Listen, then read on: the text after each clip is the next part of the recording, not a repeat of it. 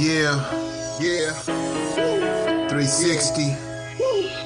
Yeah, I'm like round and round and round we go. And where we stop, I'm like nobody knows. 360 degrees, 360 degrees. We give you what you want, we give you what you need. 360 degrees, 360 degrees. We tell the real truth, you know what I mean? This the breakdown, 360 degrees. We give you what you want, we give you what you need. We talking politics and news, and music reviews, as well as rap and TV. You know how we do, and music from some artists you never heard of. But when you hear them, you gon' show them some love. 360 degrees, 360 degrees. We give you what you want, we give you what you need.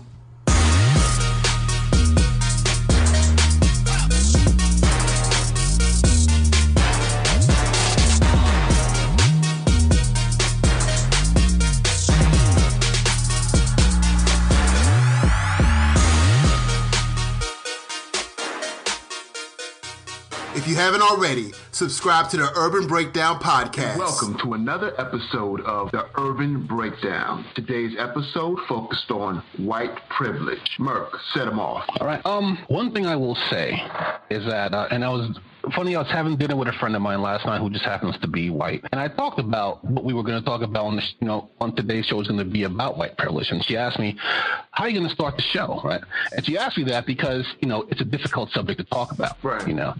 I was talking with another friend of mine who was also white, and we were on this subject, and I told him, well, he was telling me how difficult it was to explain to his co-workers, his friends, and stuff like that about white privilege because they don't believe that it actually exists, or they get defensive about it. And I told them that it's not their fault that they feel that way, because it's not like people go out and apply for a white privilege card or that they want to be treated differently than others. It's just something that just happens. It's just part of the system. What makes it broken is the fact that they don't acknowledge that. They don't feel that that exists because they don't want to be connected to any sort of racism. But by ignoring the problem, it almost feels that they're complicit with racism. And then this is where it comes to our part of it as minorities, African Americans or what have you, is that it's easy to get frustrated in that conversation because it's easy for us to say, well, if you don't agree with my stance, then you're a racist, and that's not helping the conversation at all. So my thing is this: if you don't like, let's say Black Lives Matter, you don't agree with them, and you come up and you just say, well, why do Black Lives matter more than anybody else's? All lives matter. I can debate you on that. That's easy to debate. But if you just come right out and just say, well, I think Black Lives Matter is a terrorist organization, that's not something I could debate you on. Because if you're that extreme to the right, there's really nothing I could do to change your mind. And I think it's that way by design, because they know that if people communicate, then eventually, cooler heads will prevail. But the problem is, it's still there. So we just need to find a way to get that conversation out there without branding those people as racist. And before I go on, I want you guys to weigh in on this. Have you ever gotten that frustrated with somebody talking about white privilege? Does that subject ever come up for you guys with your friends or co-workers or anything like that? I went to a play the other day called Just Another Lynching, presented by my friend Jegetto. A very powerful play done through puppetry, of all things. And it had a lot of themes much like this, in which the crowd was able to participate in a discussion with the actors and the production staff regarding the play itself and the themes in the play and the symbolisms in the play and the actualities of the past and how it's very correlates with what's going on today. And some people were just like that. They were like, white privilege. Yeah, one of the persons, the voice of the storyline was a Caucasian male. He was saying his perspective and writing from his perspective and understanding that he could do that, and it would raise the bar of what it was by him speaking the tragedy of this man's lynching that was his friend in the storyline. Also, the biggest thing that came out of it is that white people aren't ignorant to their white privilege, but act like, as meaning that they don't think it exists. But all the evidence in the world exists that shows that it's in support of white privilege. If we know it, why don't you know it? So they're saying, right. The overall theme that came out of it is that you're just above it all, so it doesn't impact you, so you don't think about it, you're not pressed about it. It's funny, we talked about that last week a little bit about, and before I go on, I'm sorry, Irma, did you have anything to add to that? Oh, yeah, I was about to ask if I could contribute. Yeah. I would say, in my experience, I lived in a little bit more of a progressive town for a little bit. It's a little bit more liberal. Mm-hmm. I'm in Pittsburg, and so yeah, it would be actually a talking point sometimes at like parties because social issues would come up a lot, and I would always find that it was usually just something to talk about and to not really to get into. Like if I were to talk about my experience or what I had noticed or exactly what that meant or maybe some solutions, like people would quickly get disinterested. It would be more like, oh, it's not fair. Oh, things are so terrible. And then I would be like, well, like what do you think we could do? Or, how do you think this impacts people's lives? And then it would kind of get a little bit more uncomfortable at that point. So I think in my experience, there is like a certain group of people out there who knows it exists and willingly admits it. But as far as trying to understand that perspective, it's just so much beyond them because they have never been like immersed in the culture. So it just is too heavy of a topic for them to really actually delve into. Right. And that's the thing. And I mean, with white privilege, it's an uncomfortable conversation. I can have that conversation with my friend because I've known her for like 25 years. So we can have that conversation. That's not a problem. I couldn't have that conversation with someone who I've only known for like 2 or 3 years, because it would just get instantly uncomfortable and they would just want to desperately change the subject. But I think in this country, we have a whole thing of, if it's too hard, don't do it, and it's not a matter of just talking to a couple of people to solve the whole issue of white privilege. It's an entire system. But then again, progressives have done a good job of changing the entire system. If not, I'd be at work right now because I'd be working 7 days a week because we'd still be, we wouldn't have the labor laws we have now because some people saw something that was impossible and they said, well, you know what, I'm going to do it anyway. And this could be done. And I think, and maybe some people, and they may not admit it, but they may feel that if that privilege is taken away, that they may take a cutback, that they may lose out. And I don't think that's and that's kind of a little bit far-fetched. It was good when I thought it, but when I said it, it seems a little bit far-fetched, but because that's really not the case. But some people do feel that way. They do like the status quo because it benefits them, and it's not something they thought about until they thought about it. And they thought about it, and they're like, well, if he's going to come up, that means I'm going to go down. And I'm like, that's not really the case. But it's a complicated matter. People don't talk about it enough because just like you said, Emma, when it starts to get uncomfortable, they start to squirm and then they want to change the subject and talk about something else. Yeah, it's only at face value for sure. Before the show, we were talking about what was her name? Betty Jo Shelby, is that her name? The one who shot Terrence Crutcher in Oklahoma and who got away with it. She literally got away with murder because he wasn't armed. Yes, he was on, don't get me wrong, he was on drugs, but he was walking away from her and she thought that he was, reaching for a gun out of his car, and he turns out he didn't have a weapon and she just shot him. She overreacted. And basically just murdered the man. Now, my thing is this. They get her up on manslaughter charges. Jury of her peers acquit her, right? And then she got it expunged from her record. Mm-hmm. So now she can go on to other police departments and kill other people, and it won't even show up on her background report. And the way they talked about it was basically, she said it was important, talking about her lawyer, she said it was important for Shelby to have that smear on her name removed from public view. You know what a smear on your name is? If you're Richard Gere and people think, and then sorry for being so vulgar, but John Oliver brought this point up. If you talk about Richard Gere, what you think about is, supposedly there was a horrible rumor that went out about him that he liked to have gerbils put up his butt, which is ridiculous, right? But that rumor was prevalent. That's a smear because it didn't happen. No one got hurt. No gerbils were hurt in this rumor, right? Because it didn't happen. That's a smear. You murdered a man and they have it on video. That's not a smear. That happened. She shot that man. But the system coddled her. You know, they figured, well, just because she was acquitted by a jury of her peers, I'm putting peers in air quotes, that she got away with it, and now it's just such a minor matter. Oh, I shot a black guy. What are you gonna do? Black guys, right? They're all over the place. So it's just the nonchalant nature of this whole thing. And you know what? She's going to shoot somebody else, and it's just going to be the same thing over again. And there's no faith in law enforcement because of that. But here's the thing. If you're an African American, you don't get that same benefit of the doubt. And I was trying to find an article before we started today. A pair of African American cops had a traffic stop, and they ended up shooting someone, and a child ended up dying, right?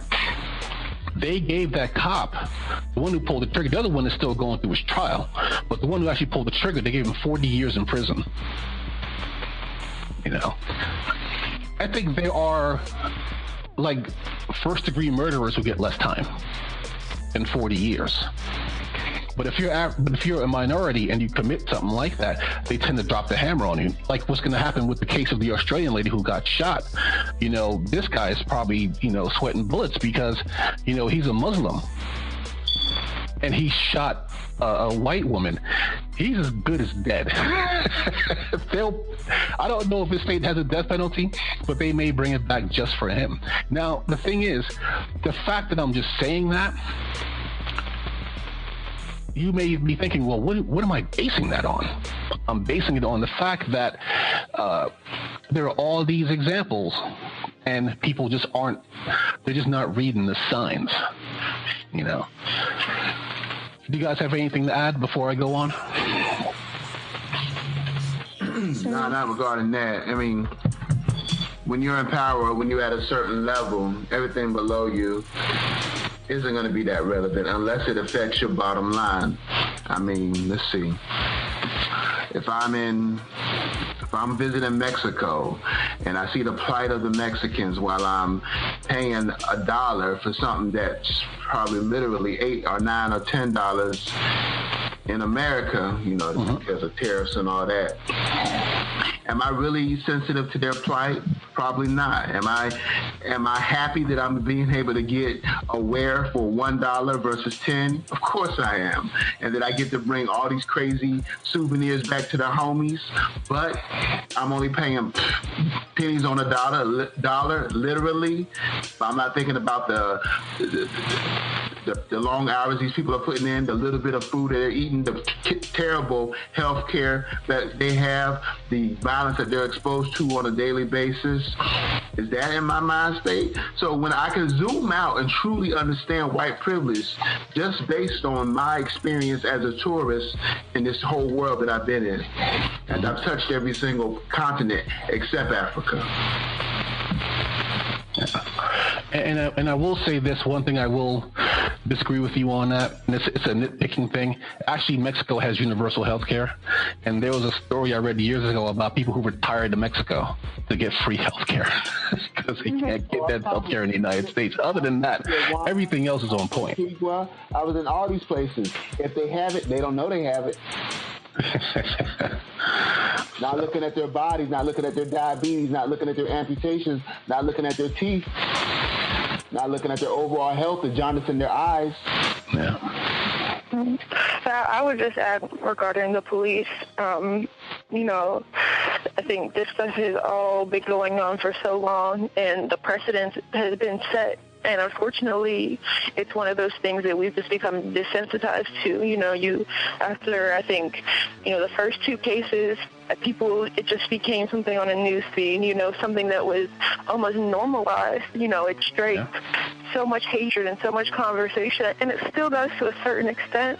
But once that precedent is set, I mean, it's set not only for the legal system, but how we deal with it as well. You know, if people would have made a little bit more of a ruckus, and then they did, you know, with Freddie Gray and everything, but then you see how that was responded to as well, right, and labeled, and, you know, people are scared to speak out, or they just don't see it as something that they can get an impact on. And once that's really in people's minds, I mean, it's almost a form of learned helplessness where, you know, nobody really wants to do anything, and it's almost just an invisible issue, because it's like, you know, we don't have enough of our own knowledge and wisdom to think for ourselves and put our own labeling on this issue. We have too much faith in the justice system because it's like, well, you know, this is what they've said. It keeps happening over and over, so they must be right. We must be wrong. And I think that's just another case where we need to raise our awareness and do some thinking on our own. Right. One of the points that was also made as a play I went to the other day called Just Another Lynching by the artist Jegetto was that this country was founded on this type of racism. This country was founded on utter violence against others, stepping on the backs and necks of others in order to build it up. It is so ingrained into the American system that to overcome it almost means you have to break the system. That every law was made to suppress. The penal system was designed to oppress, basically another form of slavery.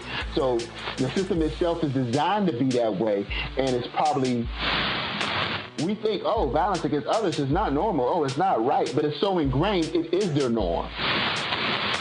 Mm-hmm. Yeah, that's it. I remember somebody told me, I never saw this written, but somebody told me, that's an elder, that the police system, when first designed, was designed to hurt African Americans who consider themselves free and to suppress them or to bring them back into slavery. If I'm not, something to that effect. Merc probably knows more about that state of time than I do, as I'm not a Native American. But just the ideology, just looking at, you know, past history of police interactions with African Americans, just looking at interactions today, I can see how that's true. Yeah. It's just a different type of lynching. You know, instead of rope, we're using guns. Yeah, who really needs to, you know, once the Willie Lynch thing went through, like the document, you know, who really needs to use force whenever the minds are still enslaved. And that's true, I think, for pretty much all stratas of society, not just the African Americans. Mm-hmm. That's real talk right there. Yeah. I think I'll look at my Instagram post for today. and the point you guys make about normalizing stuff, you know, that certain things are just business as usual. Like, I was reading up on Whitefish. Whitefish is the electric company who is now getting a $300 million contract to rebuild the power grid in Puerto Rico, right? This electric company has 2 people in it. 2. And they're in Montana. So you figure, so all the people who are going there, they're contractors, right? So you figure, how did that company get, and here's the thing, right? A reporter obtained a copy of the contract between Whitefish and the Puerto Rico Electric Power Authority, and this is printed in New Republic. They said, Whitefish reportedly is charging $300 an hour for a subcontracted lineman, $462 an hour for a subcontracted supervisor, and $400 per worker per day for food and housing. The contract also shields Whitefish from legal liability if they screw up the job, and prevents government authorities from auditing the company, according to the document. So you figure, how did a 2-man operation get a $300 million contract and have no liability whatsoever? It's because the Secretary of the Interior is Ryan Zinke, right? Ryan Zinke is friends with the owner. And the owner is also friends with a major donor to Donald Trump's campaign. So that's how that company was able to get a no-bid contract, right? So someone like me sees that and I'm outraged. I'm just like, that is ridiculous. I was even thinking some of our boys over here at Duke Energy were going to probably go to Puerto Rico, you know, because you have a company or maybe even another large company across the country who is used to dealing to electricity to millions of people at a time. So you figure you have 80 linemen total who are going to restore electricity to an island that has 3 million people in it. But the problem is that some people see this sort of thing as just business as usual. They see the government and they see corruption and they figure, well, that's just how government works. So they see the system, they see cops getting over, and it's happening so much, that's just how the system works. What are you going to do? Can't change it. You know, it's absolutely ridiculous, but you know, it's also another type of privilege, right? For me to have my voice heard, I'm supposed to have a vote to have my voice heard. So basically, my vote is nullified by some jackass with a lot of money who has a direct line to the president. And one more quick point before we move on. There was a Chinese dissident. His name is Gao Wengai, if I pronounced that right, which I probably didn't. He is a dissident from China. He's also a multimillionaire businessman. He's wanted back in China for some crime. Maybe he did it, maybe he didn't. It's a Chinese government. You never know what they're all about, right? But they want him back really bad. So one of Donald Trump's I think it was one of his donors, right? The Chinese government lobbied this donor to talk to Trump and say, listen, have Trump extradite this guy back to us, right? This guy got a letter from the Chinese government, and this guy went to Donald Trump and personally handed the letter from the Chinese government and put it in Donald Trump's hands. So Donald Trump, at the behest of a powerful donor and the Chinese government, was going to return this guy back to China until one of his aides told him, hey, this guy who you're going to send back, I'm not making something to be funny, he's a paying member of Mar-a-Lago. So now Trump doesn't want to send him back. This guy, in other words, this guy who supposedly, and like I said, I'm not really going to get into his guilt or innocence. The Chinese government, I don't really trust much that they say. All their food has lead in it. You never know the effect. But this guy was all set to be sent back until he found out, oh, this guy's a paying member of Mar-a-Lago. He's putting money directly in my pocket. So all I have to do to have my voice heard is to get a Mar-a-Lago membership. And I'm in. I could just see Donald Trump on Wednesday, like, yo, Don, check this out, yo. There's a lot of guns in Chicago. We need to strengthen these gun laws so they don't have to go to Indiana and get guns and shoot people in Chicago. But that's not going to happen because I don't have Mar-a-Lago money. And that's another type of privilege altogether. Not just about race, but also about money. Because it's the moneyed interests that control the government. No one gives a shit about us.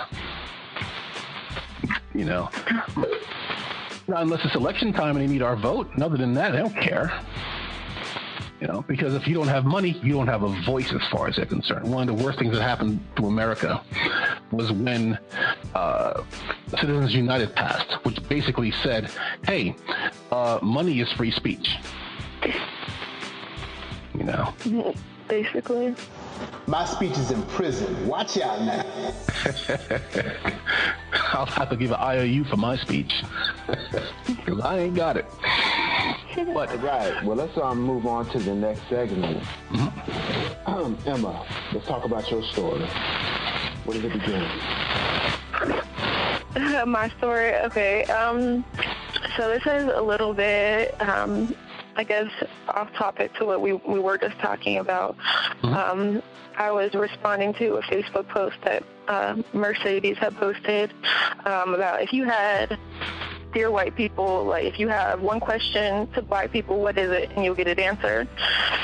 So the question I posed was kind of about interracial dating. And so basically, I want to know and maybe I can get some answers here because no one had really replied to my comment on the post. Whoa, are you assuming that we're black? Yeah, I did assume that. You caught me. Don't do her like that, y'all. I'm finally Mercedes. All right, please. So I commented on the post and I asked. So basically, I'll tell you.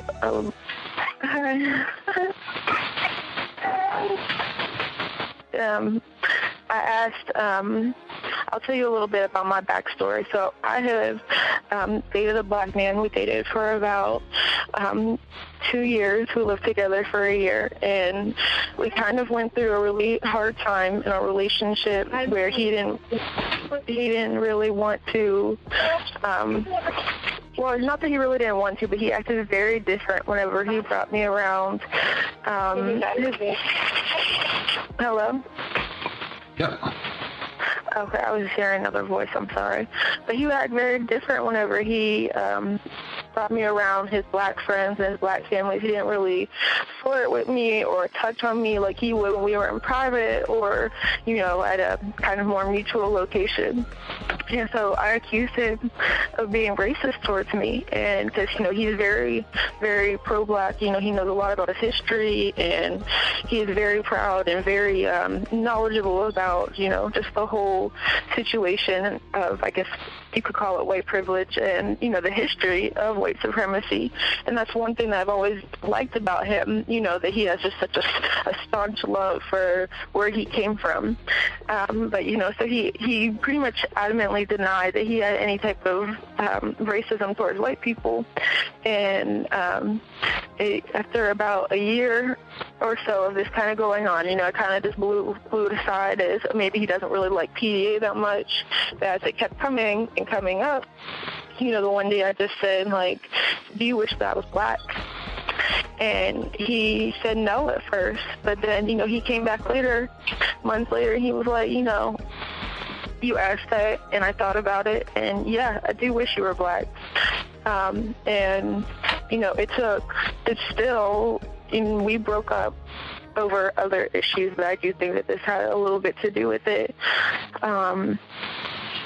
And, we've talked about it since then, and he has admitted to me that, it is really hard to be pro-black and date a white woman because it's just so looked down upon. And, I see it too, and that's kind of what I want to ask is for those people out there who are very much in the pro-black movement or even not so much, do you think that you look down on a man for dating a black or a white woman if he is black? And do you think that's a part of, Afrocentricity, ethnocentricity for your own kind, or what is it? And how do you justify it? Because personally, I feel kind of like it is looked down upon, and I don't agree with it because, they say all types of things about how I could never understand his plight, never really love him for him because I don't know. But I completely disagree because, I've studied and learned, and I feel like, honestly, I'm more conscientious and taking more action than a lot of black people out there, and I just think that's an unfair generalization that should be stopped. For me, actually, you guys go ahead first because you know me. I'm kind of chatty, so you guys start. Okay, I'll go ahead and just give my take on it. I really didn't respond, and I was the one that made the post, and I agree. But yes, in the black community, it's frowned upon only when black men tend to place white women on a pedestal over black women. Not necessarily. I'm okay with interracial dating. In fact, I feel like it is proven to make for a stronger generation, future generation, when we mix with one another. However, there are times where those black men who date white women will treat them more superior than they have either their black baby mamas and their black mothers and their black sisters and things of that nature. That's where the problem comes in for us in our community. It's frowned upon because a lot of them do that. A lot of them outwardly say, okay, I'm done with black women, where are the white women? So as a woman in general, no skin color involved, I don't think we're that different. And what also upsets me is a lot of times when they place white women on a pedestal, they actually place them on a disrespectful pedestal, placing you guys in a place of either ignorance or submissiveness, or as if you're spineless to what a black man wants from you, or any man for that matter. They place you as a spineless being, and I think that's very disrespectful. A lot of times they'll say, oh, a white woman will do this and you won't. Well, it's not that. Women in general, we're going to stand up for what we feel is right. We've been fighting for our rights for a very long time, whether we're black or white, and black women more so because we're trying to fight for rights of being black and female. But with our own men, we shouldn't have to fight for that.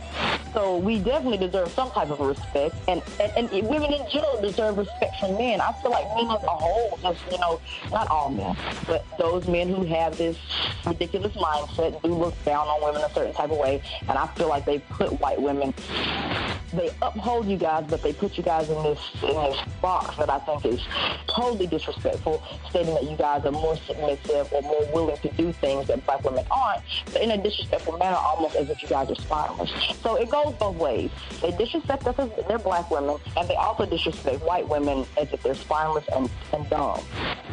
Is my outlook on it. I really don't like it either way, but that's my part and that's my take on it. So whoever wants to go next time. So just as a rebuttal or as a follow-up, so would you say a man who is in the pro-black movement, because, like the Black Panthers, they didn't allow white people into their groups, would you kind of have the same mentality of a man who is, aligned with his people and trying to, be that voice in the community, be that leader? Would you follow him or listen to him if he was dating a white woman? Sure. And me, honestly, yes, because I know he knows his history and he has knowledge of who he is and where he came from. It's the question, can she fight alongside him? If we're standing in a group of 10, coupled, and you're the only white woman in this group of 10, and we have the white supremacists or these white nationalists coming towards us, how would you respond? Of course, you know what the white nationalists and the supremacists are doing is wrong. Of course you do. But you're on the side of these black people where, as a minority, we're a smaller number anyway.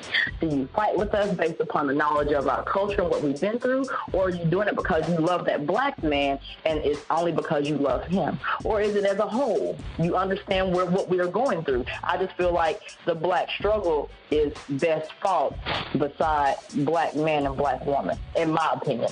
Now, again, I have no problem with interracial dating, but when it comes down to the struggle in the community that we have, as black people, sometimes I feel like, I don't know, I also feel like it places a white woman in an awkward situation, especially one who has black children. Like, how do you choose? We don't have to choose beside our black men because we're black and we're fighting the same struggle and jumping the same hurdles. But how do you choose how to fight a problem that really isn't necessarily your struggle?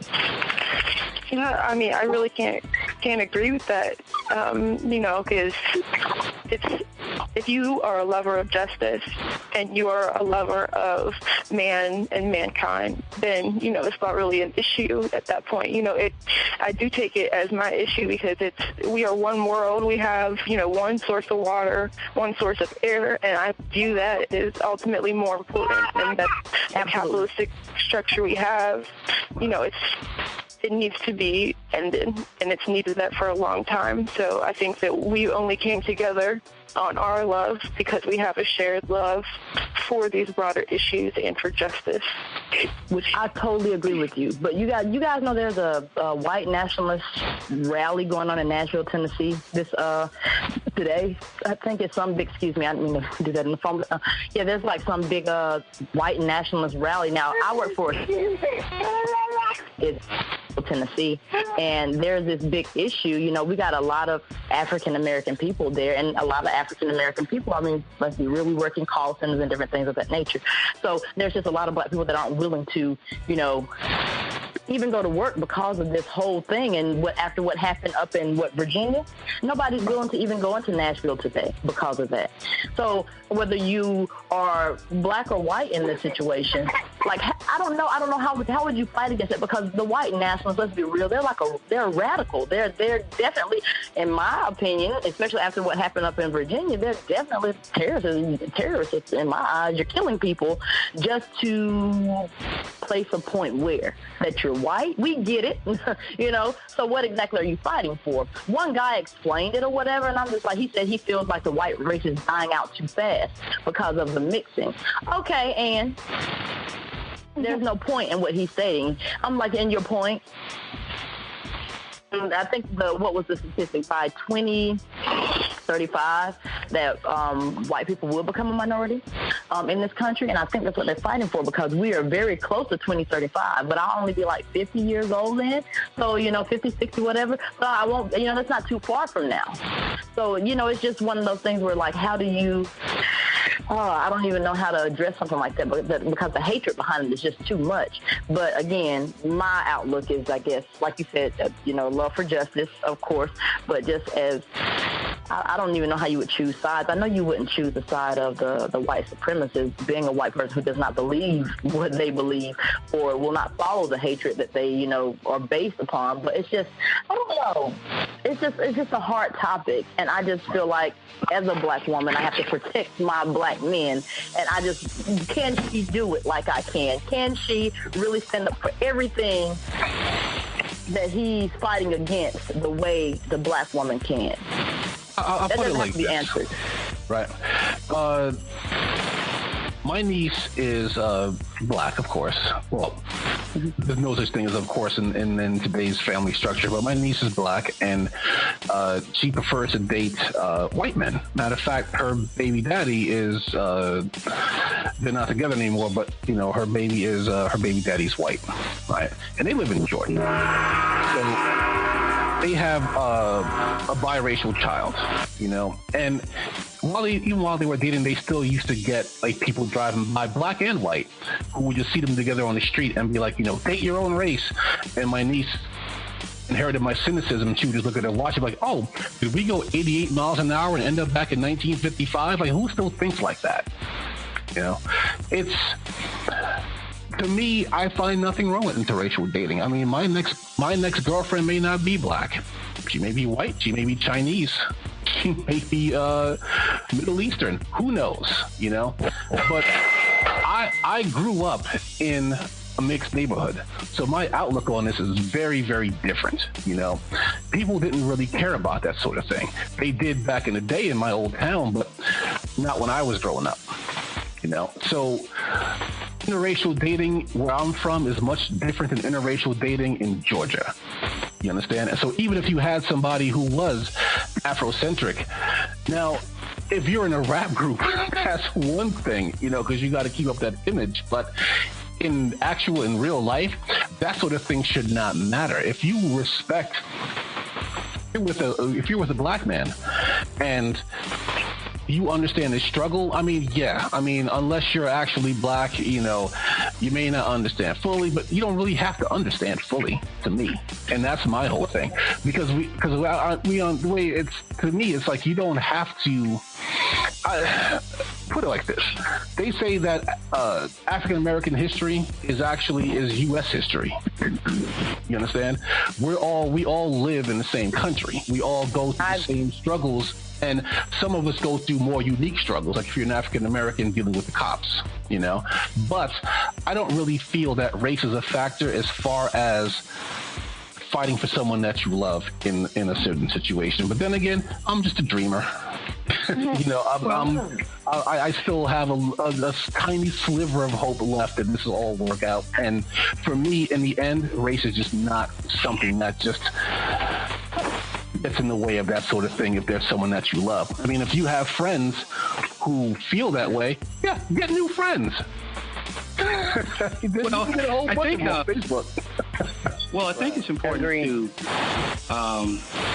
highlight some of the historical basis for why we have that issue. If you can recall, most of the issues that we have with race and dating outside of race actually started back during pre-slavery, during slavery, where the idea was to sort of convey that blacks were inferior. And so one of the ways they would do that is by keeping blacks from learning. That supported the idea they were stupid, but if you're withholding the books, I mean, you can support your argument because you're part of the problem.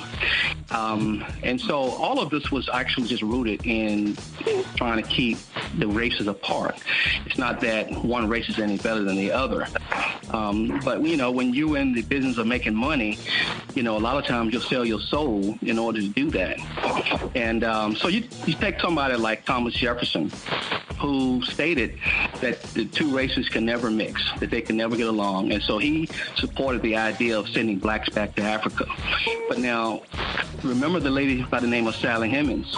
She was the mistress of Thomas Jefferson. She had 6 children by him. So apparently, that idea, he was just putting it out there, really meant very little, because at night he was sneaking out to be with this lady. And then the other thing is, from a biological standpoint,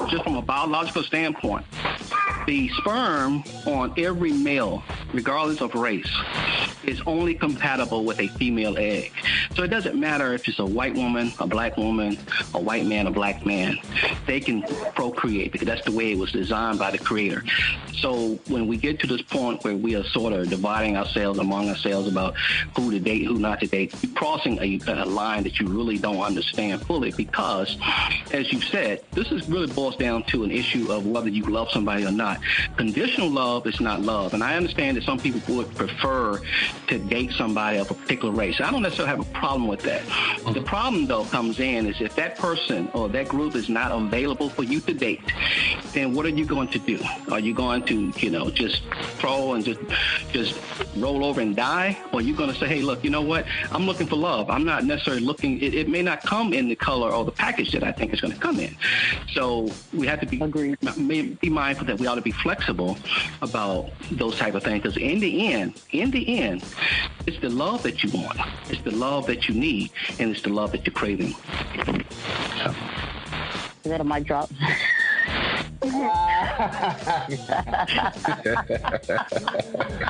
Yeah, I mean, I'm really... So many perspectives. I forgot the question.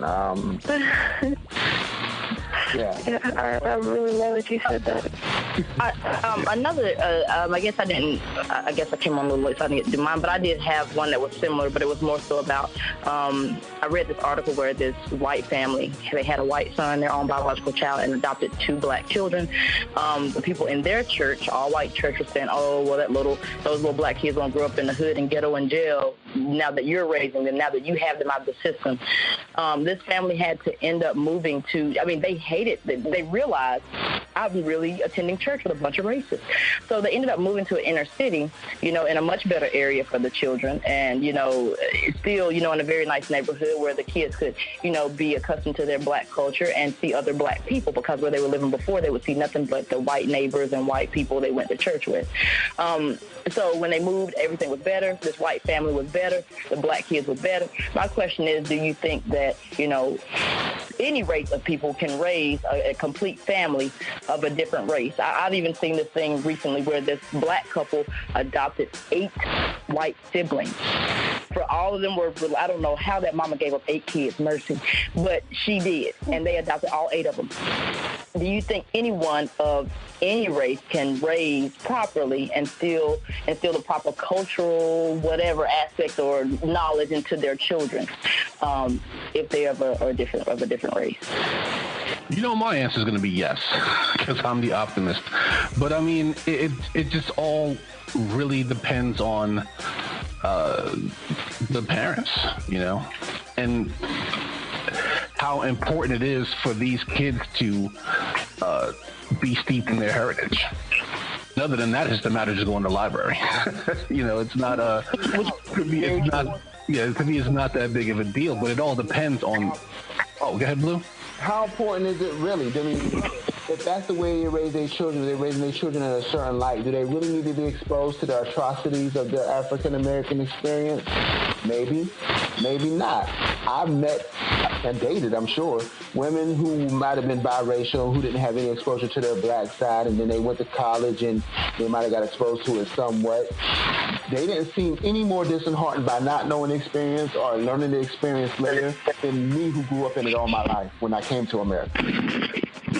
Well, if I could sort of add to that, I think the relevance when you are talking about raising a child of another race in your home, the problem comes in is when that child has to go out into the real world. You know, at home is one thing, but when that child has to leave home and be confronted with people who do not subscribe to, you know, that type of thing, they are going to be subjected to a lot of these insults and different things, and they may not really understand it. So I think you have to prepare children just in general about what they should expect. And the world is not, you know, roses and peaches. There's some mean people out here, but your foundation always has to be a love relationship with that child.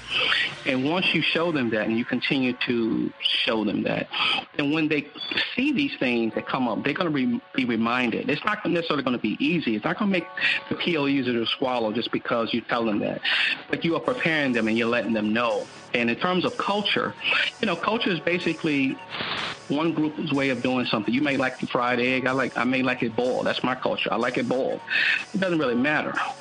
You know, so you don't necessarily have to go and look out and find what's in the white culture because you got a white child. So, well, you know, I got to teach you how to do this. No, just teach them your way. Teach them how you do things. And, you know, that's appropriate.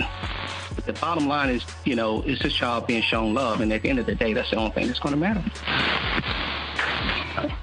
Which I agree with. The only problem that I would have is either child, like someone said earlier, either child going out into the real world, getting a job, being around these, you know, other adults who, you know, have their own mindset about what race is and what people should or shouldn't be, and them frowning upon maybe a black child who's so-called acts white. You know how people are ignorant, or a white child that acts black because he was raised by these black parents.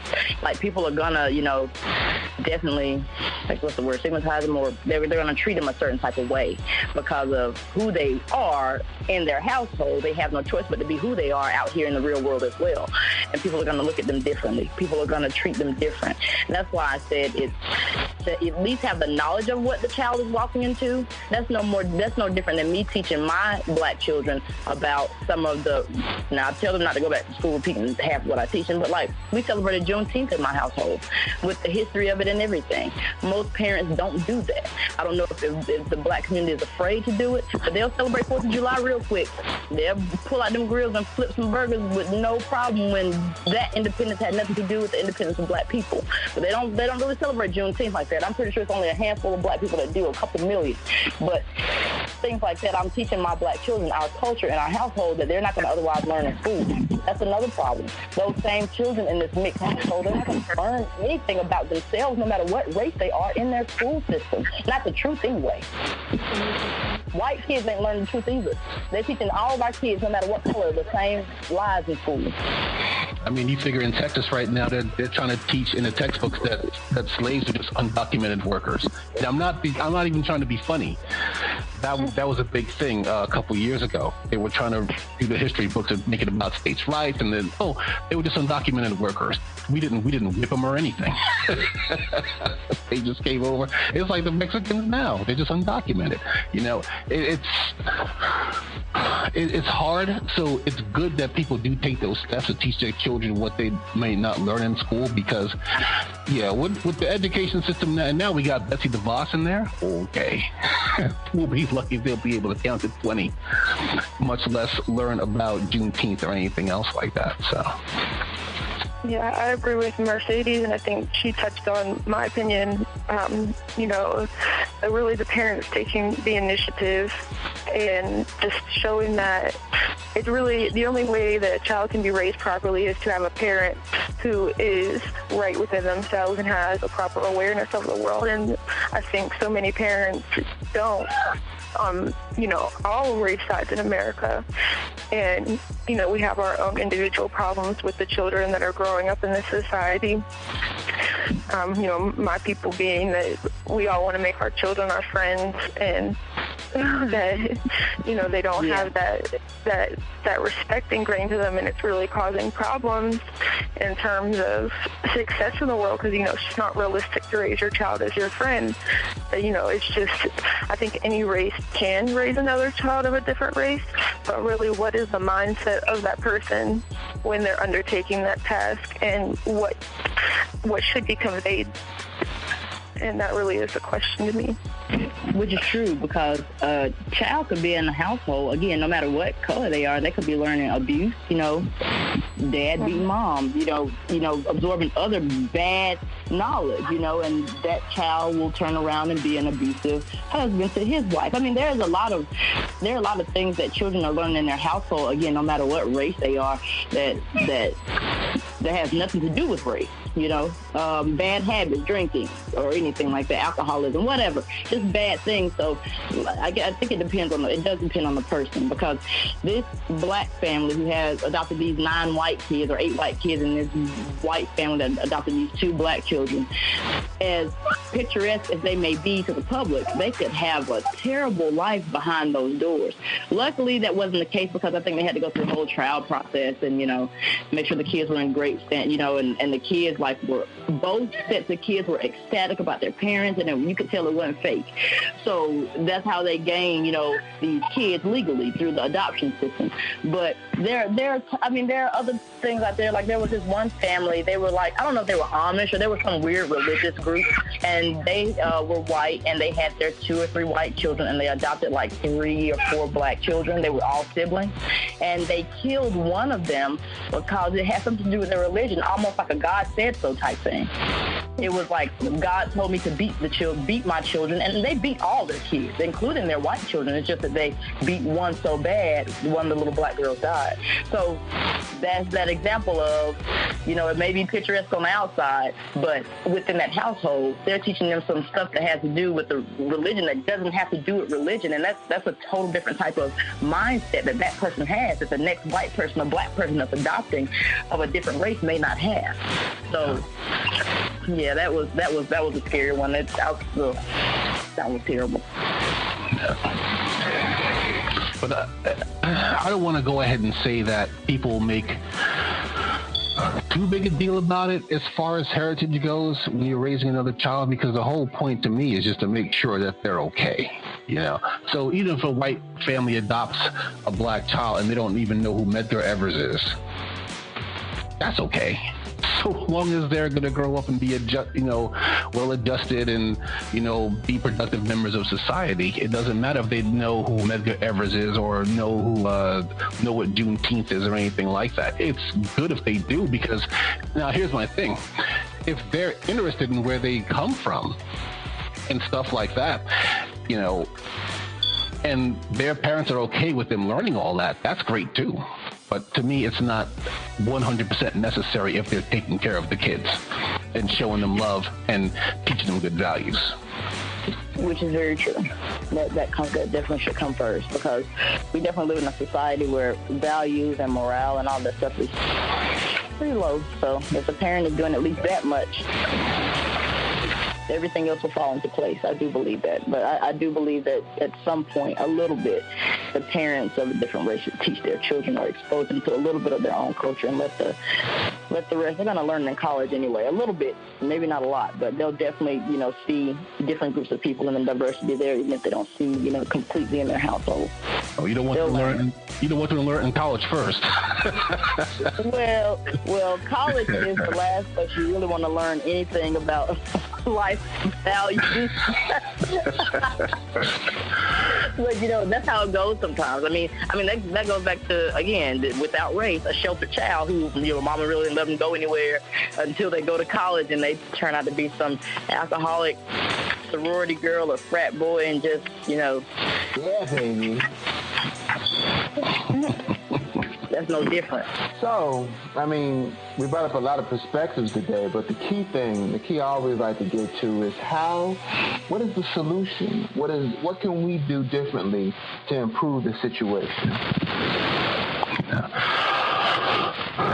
And that's always the tough part because there's no one answer. You know, every situation ends up being a little bit different. Like I have friends who have biracial kids who were bullied, you know, when they were teenagers for being biracial. How to do their hair? Okay, let's just keep it 100. You know. Yeah. But yeah, I will agree with that one. I will agree with that one. I see a lot of little biracial children who have hair just as kinky as mine, and their hair is not done most of the time. So. Yeah. My nephew is half Indian, and he has really long hair, and he got teased a lot because they said he looks like a girl. So he ended up cutting his hair, and I was mad at him. Well, more mad at his mom. I'm like, why you let the little boy cut his hair just because they were teasing him? His hair looks awesome, you know. Right. But I mean, granted, he's like 10, so that sort of thing it's a different matter altogether. If he was a teenager, he'd probably just be like, yeah, whatever. But as a 10-year-old, these sorts of things do matter, you know. And it's hard to teach racism to children. It really is, because you don't want them to grow up to be cynical or to hate other people. You know, it's more of like, and then that's why I said there's no single answer to this, because everybody is different. So there are some kids who you can teach things about racism to, and they'll be well adjusted, and there's some others who you may teach them that same way, and then they just may become cynical and even a little bit hateful of it. So it all depends on the kid. You know, what the kid can take and what the kid can't take. So there's no single answer, but I do agree that something needs to be done. So at least, not as far as the method, but at least let them know, hey, this is something that you may need to teach your kids, you know. And then you don't want them to learn it on television. It needs to come from someone that they love and respect. Agreed. Totally agree. Someone that they're going to listen to, and even if that means you need to learn it to teach it. Right. And back to the original question, should black militants date outside their race? And does it impact the movement when they do so? It shouldn't, but it does. Because, like I said, as long as, again, I'm all about respect. Sometimes, and in the case that we used earlier, he didn't even respect her, and all based upon his, beliefs and, being so pro-black, he didn't even respect her skin color. And then on the other side of it, disrespecting, he may not have disrespected black women, but there are other men that disrespect black women and place, white women on this pedestal that, again, is still disrespectful. So disrespectful to the white woman and disrespectful to women, period. So I feel like, yes, they can date outside of their race as long as there's respect for who they are, where they came from, and who they're with. And normally, no one meets those three things. They forget everything. You're so pro-black, but, there's always one. One is going to be pro-black and respect his black side and disrespect the white side, so why even be with a white woman to begin with? And then the other type is going to disrespect his black women and put white women on this spineless pedestal. So, like, they're spineless and just do whatever. So, I don't think there's ever going to be a point where it's going to be win-win. To date a white woman and they be, like, evenly yoked or respected across the board? Because I remember, I ain't gonna lie, I've dated all kinds of women. The only women I haven't dated is probably Asian. And I try to I don't think I treat them as they're submissive or disrespect, black women. My mom is a black woman. I mean, my aunt's a black woman. You know what I'm saying? Which is true, but I'm pretty sure you come across in life men of your same skin color who blatantly disrespect black women, but still want to, claim that they're Hebrew Israelite or something and then date white women, but behind the white woman's back call her Edomite. You see what I'm saying? Call her people Edomite. Do you get what I'm saying? I must have a very sheltered life because I do know some, very few though, very little exposure to that type of man. That's not the kind of person I particularly care to hang around or be around or associate myself with. which is a good thing. But I mean, I'm just saying these type of men really, they totally exist. Like they do stuff like that. I've met men like that. So one minute they're all pro-black, they're all, we're the original this, we're that, and then they will call, they'll be with a white woman, call her people Edomites, but be with her today and have kids with her, or his brother, you know, or someone else in their little, you know, crew will do the opposite. He will, you know, completely put down white people and uphold a black woman and act as if no other race exists. So it's just, I don't know. I think it's always going to be a problem either way. And as far as being equally yoked, I don't know. I don't think it's because of the woman. I think it's because of the man's mindset and which type of man we're talking about. Well, it all depends on what pro-black means to that man. Because if pro-black means anti-white, then that's a huge difference. If pro-black just means, hey, you know, looking into our culture and stuff like that, that's one thing. But if being pro-black to them means anti-white, then it's not going to work. You know, so like you said, why would they even bother dating someone outside their race in the first place if they feel it's that way? And I don't feel that pro-black is anti-white, but a lot of people, like especially in the news media, see it that way, and they paint that in people's minds, and then it ends up. So even if you have somebody who doesn't feel that way, that it feels it's anti-white, because that whole stigma is out there that, oh, if he's pro-black and he hates white people, why is he dating that white woman?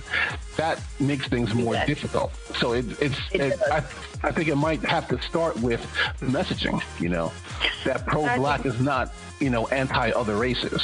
I think specifically in our case, it was not something blatantly done. It wasn't like a conscious decision. It was, you know, he was very intimate and loving towards me in private or in more general settings, but, you know, like it was only in the settings, you know, where he would have close friends who were pro-black, you know, that he would be hesitant. I don't even think he was aware of it, and that's why it took him so long to kind of come to terms with how he felt. It was a subconscious thing, but I will say that since he sort of, after we dated, you know, come out publicly and pretty openly about having dated a white woman and how he doesn't think it's a problem, there has been like a lot of flack towards him, and just a lot of disrespectful attitudes and people not being accepting. And I will say, you know, out of the people who are, especially the women who are friends with him and who knew we dated, you know, they hated me. His family, they were nice to me at first, but, you know, like, I'm like white trash to them. And like, they don't know where I came from or anything like that, but it's just like, you know, out of the other people that have been in his life, it seemed like it was more okay for him to be with black women. But then when it was with me, it was just like, there was definitely a lot of, I guess it wasn't palpable towards me, but I mean, he was very ashamed and put shame down for that. I mean, I guess he was ashamed unconsciously, but I'm saying that the response by the community from what I had seen and from what was said was one of shame. And here's a point, and here's a thing where I differ, because I know he's part of some movement, if that's right, and maybe what they say does matter, but it shouldn't. Like, if I find someone who I'm in love with who's not of my race, and the quote-unquote community has a problem with that, the community can quote-unquote kiss my black ass. It's done, you know. But it all depends on how deep he is in that community and who that community consists of. So I don't know that part of it, so it's easy for me to say that when I don't know the whole situation. So if I'm out of line, just let me know. But I guess it's because I'm a bit older. I'm in my mid-40s. So when I hit 40, I stopped caring. I'm at the point now where I just do what I want to. So if I date someone who's not who's not of my race, and other people have a problem, other people can kiss my ass, and that's the end of it, and I just go on. But now I might not have been able to say that if I was in my 20s, or I would even dare I say it in my 30s. It may have been a different situation for me back then. Right. You know, the community might have mattered more back then. So let's be honest. Do we even know our neighbors? Do we even know our community? I lived in my community, my present community, for the last four years. I don't know a single neighbor. Or I might say hi and bye and wave at you as I walk my dog or something, but I don't know your name and you don't know mine, unless you see it on my license tag and you just saw the car I drive. And that's why I was saying it all depends on who the community consists of. If it just consists of just, now if it consists of people close to you, they should just know that, they should know better. But it all depends on who's in his community that makes him feel that way to make him act differently to someone who he cares about. Right. So they may have more of a hold on him than he was willing to admit. All right, final words. Oh, I'm sorry. Go ahead, Emma. I think I will say that it was an issue of maturity and wanting to have that approval from the people that he loved so much, because it was a very, I was the first white woman that he dated. And, I think it was how the other gentleman mentioned, I didn't catch her name, when you love someone, you love them, and it may not be the package that you wanted it to come in, but if that is, what you need and what you desire, and it comes to you, you kind of just have to accept it, or not accept it and miss out. But, once he kind of got his own sense of things and maturity, he has since come out and about how he feels towards me. He doesn't just date white women anymore. He dates every kind of woman, but he will publicly say that he thinks it's wrong. And that means a lot to me. And it means a lot to me that you all gave these opinions, because I think maybe what the issue is that people are kind of stuck on the past and some of the other mentalities, maybe from the 1980s, whenever there was that surge of immingling, and kind of looked down upon after that. But I think that just hearing how you all have been educated and can see beyond that, it means a lot to me. Oh, that's not a problem at all. Awesome. Thank you for coming on the Urban Breakdown, collective from 300. Oh, this is 360 degrees. I'm sorry, 360 degrees. A component of the Urban Breakdown. Sorry. It's been a long week. Are we on final words? Final words. We'll start with, I guess that might have been Emma's, but we'll start with Emma, our featured guest for today. Emma, final words. Well, I guess as to the topic of white privilege, I would say that, yes, I do believe it's a systemic issue. I believe that the only way it can be tempered against, or even begin to be addressed, is through awareness, specifically even more so immersion. I would say that people don't want to become aware, or they will not become aware of something that's not in their lives. So I think the issue of interracial dating in particular will bring forth this for a lot of people. White families who never had an encounter, a significant encounter with a black person who now has a family member who's black, may begin to understand that, because, just because you see it on the media and just because it's in front of your face doesn't mean you'll understand, doesn't mean you'll take the time to watch, because why should you care? It's not in your life, and that's just against our nature as humans to go against our values. I'm not saying that's right, but I'm saying that's what I do. I'm sorry? Well, my final word is we should just all love each other and try to understand one another. No matter how different we all are, we are actually all the same. I would agree. And my final word is this: we're just going to keep it simple. In order to progress, we're going to have those difficult, uncomfortable conversations. Because if not, we're just going to end up in the status quo. Najee, your final word? Yes, I would say that, along with everything that everyone else has said, is that we have to look beyond the epidermis and look at that person and look at the character. Because when it's all said and done, I want good neighbors. I want a good relationship. I want a good friend. And I don't care what the packaging looks like. And if that packaging looks like me and it's abusive, I don't want it. If it doesn't look like me and it's subscribed to justice, morality, peace, love, joy, yeah, you can be my friend. Hey, Najee, there's a friend of yours who has a great book about an alternative timeline involving African Americans. Can you give the listeners some information about that?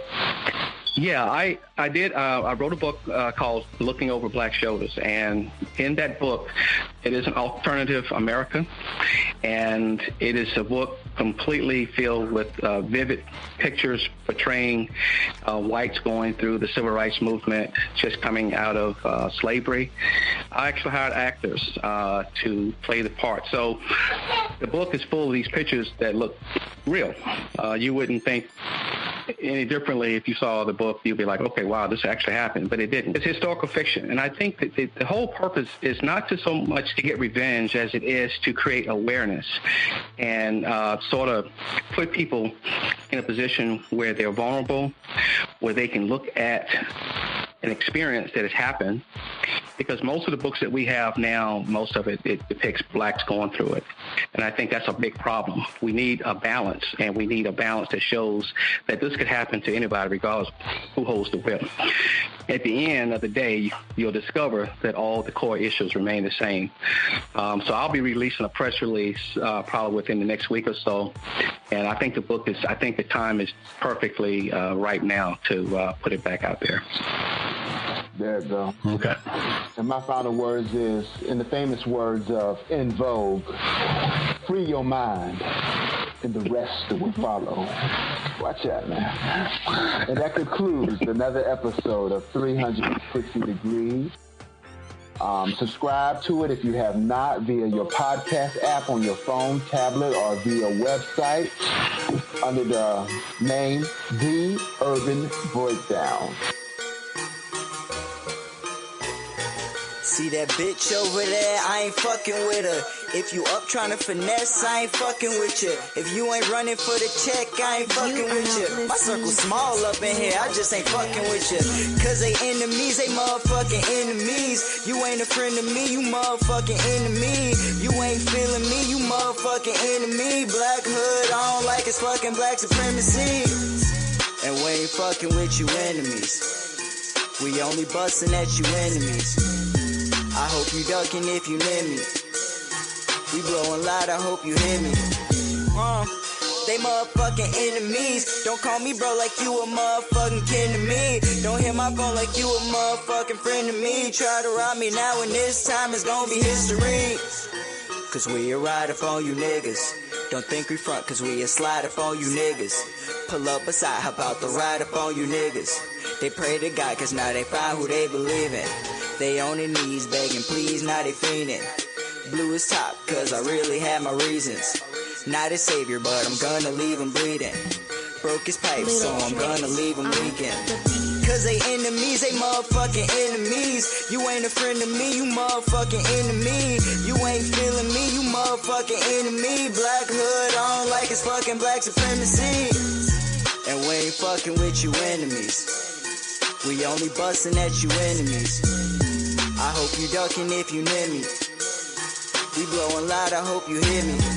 Man, these niggas steady trying to hate. They sit back, contemplate on what they trying to say. I dominate, mow the grass and cut all the snakes. Wake and bake, roll a eight, think how the ganja tastes. I paper chase like a race, fat boy want all the cake.